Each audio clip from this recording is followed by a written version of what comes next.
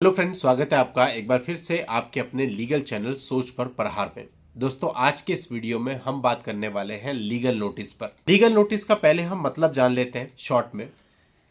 एक ऐसा नोटिस जो आप अपने अधिवक्ता महोदय यानी वकील साहब से बनवा करके दूसरी पार्टी को भेजते हैं, जिसमें कोर्ट का कोई इंटरफेयर नहीं होता है, यानी वो नोटिस कोर्ट के माध्यम से नहीं जाता है।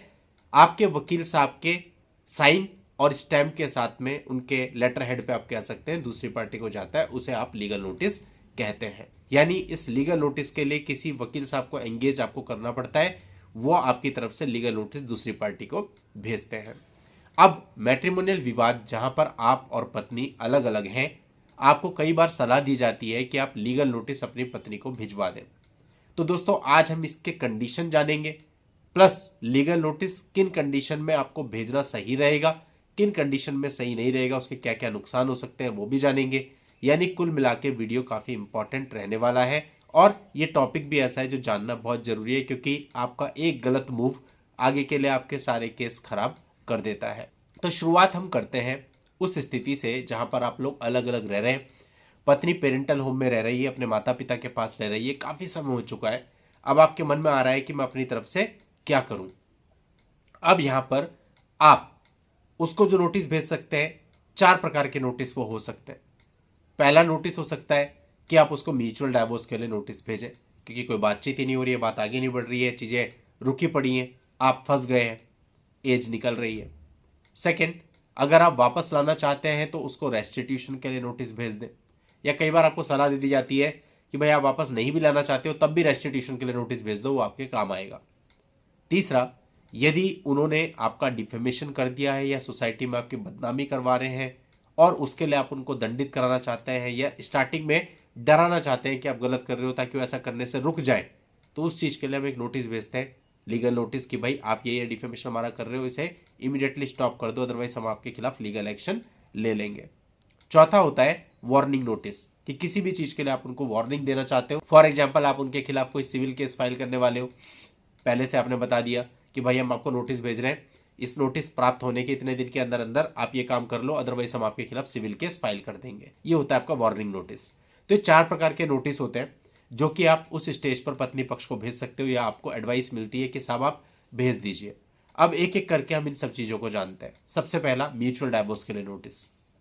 ये नोटिस अधिकतर तब कारगर होता है जब काफ़ी समय आपकी पत्नी को पेरेंटल होम में रहते हुए हो चुका है और आप अब आगे बढ़ना चाहते हो, मूव ऑन करना चाहते हो, पर किसी तरह का कोई कांटेक्ट नहीं है, आपके सारे नंबर ब्लॉक हो रखे हैं, रिश्तेदारों से वो लोग बात नहीं करते। तो चीज़ों को इनिशिएट करने के लिए, ट्रिगर करने के लिए आप ये नोटिस भेज सकते हैं कि साहब, जिसमें आपने सारी बातें लिखी, ज़्यादा आरोप प्रत्यारोप मत लगाइए, क्योंकि फिर सामने वाला आपकी बात को मानेगा नहीं।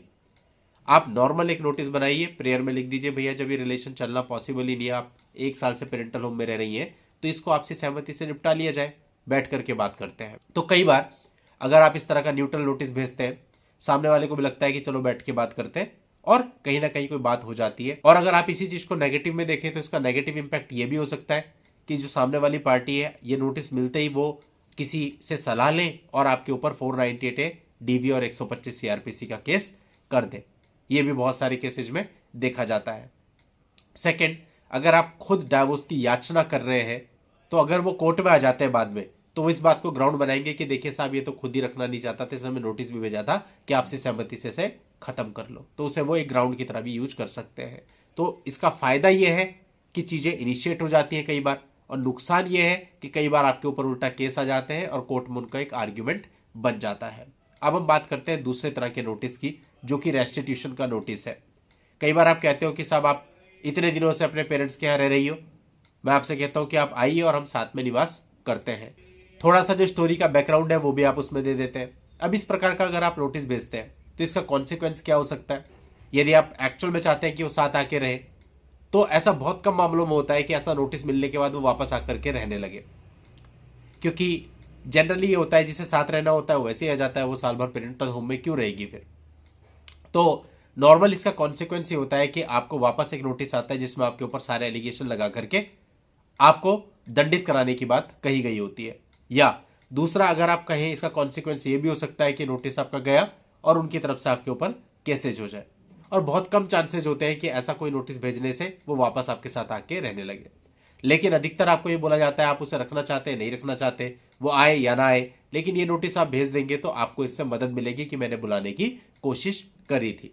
तो बस इस नोटिस से इतना ही आपको फायदा है कि आपके ऊपर अगर कल को कोई केसेस चलते हैं तो आप एक आर्ग्यूमेंट कह सकते हैं कि साहब इतनी तारीख को मैंने इसे नोटिस भेजा था कि वापस आके रहो, उसका भी जवाब इसने फॉल्स एलिगेशन के साथ दिया, या उस नोटिस के बाद भी इसने वापस आकर के रहना शुरू नहीं किया।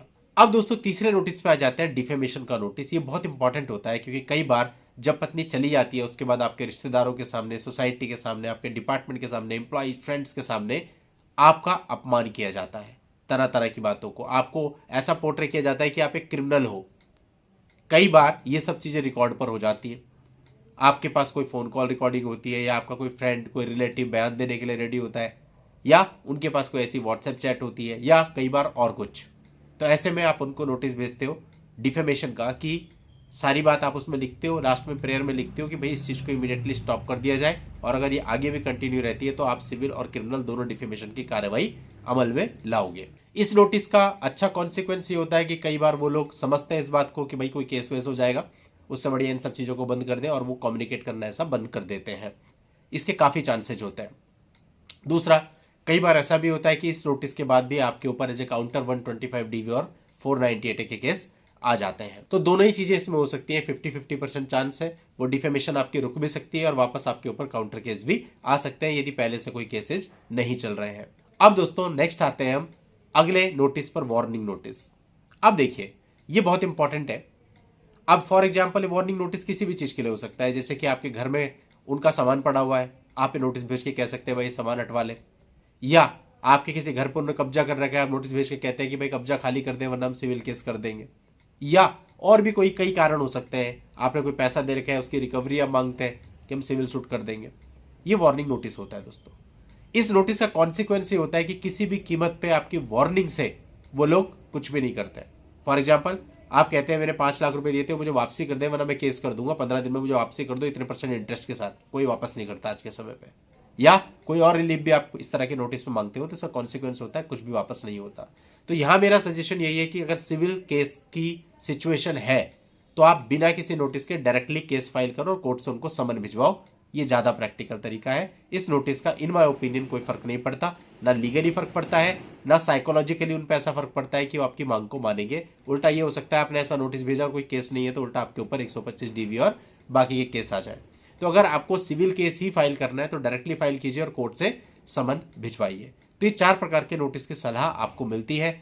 इन नोटिस को भेजने पर क्या आपको हानि और क्या लाभ हो सकते हैं मैंने इस वीडियो में आपको बताए हैं। दोस्तों कल मुझे मेंबर्स ओनली लाइव स्ट्रीमिंग करनी थी बट मैं ऋषिकेश फंस गया और वापसी बहुत लेट पहुंचा, रात को 10 साढ़े 10 बजे घर पहुंचा, जिसकी वजह से मैं लाइव स्ट्रीमिंग नहीं कर पाया। तो बहुत ही जल्द मैं आपको नोटिफाई करूंगा next members only live streaming के लिए। आप लोग भी मेंबर्स बनना चाहते हैं तो चैनल पर ज्वाइन का बटन है, क्लिक करके मेंबरशिप का ऑप्शन ऑप्ट कर सकते हैं। आज की इस वीडियो में इतना ही। नेक्स्ट वीडियो में नई जानकारी के साथ मैं आपसे फिर मिलता हूं। तब तक के लिए goodbye and thank you for watching. Take care.